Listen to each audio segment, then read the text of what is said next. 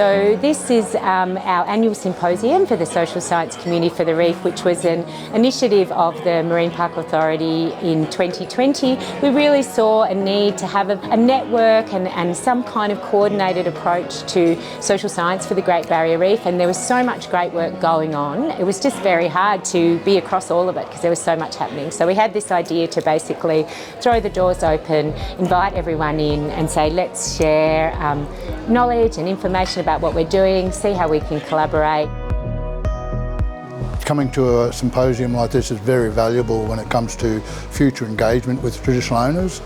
Be able to have input to the symposium, to have a voice so all of these social scientists can actually hear what we're saying. It's really fabulous that reef management has embraced social science as one of the components of managing the reef well. We know that Australians love and care for the reef and really want to be able to contribute to a positive future for it.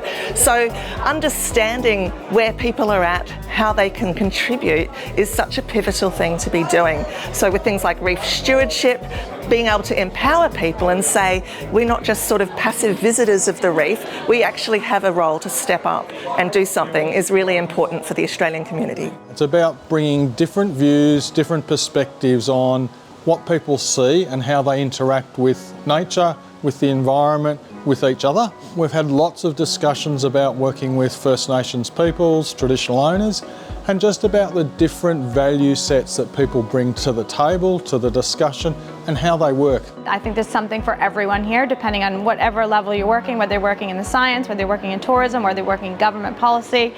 There's definitely a great networking opportunity here to really kind of fill in the gaps of not only knowledge, but also filling in the gaps of language. We don't have an ecosystem over here and a social system over here. The social system doesn't exist except inside the ecosystem.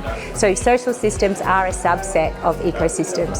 So if we're trying to understand the Great Barrier Reef, the animals in it, of which humans are just another large mammal, then we need to understand how the social system functions inside the ecosystem, how these animals that are humans interact with all the other parts of the ecosystem, and then within their own social system, things that are important and necessary for well-being and for development and for, continuing social health inside the whole ecosystem of the Great Barrier Reef.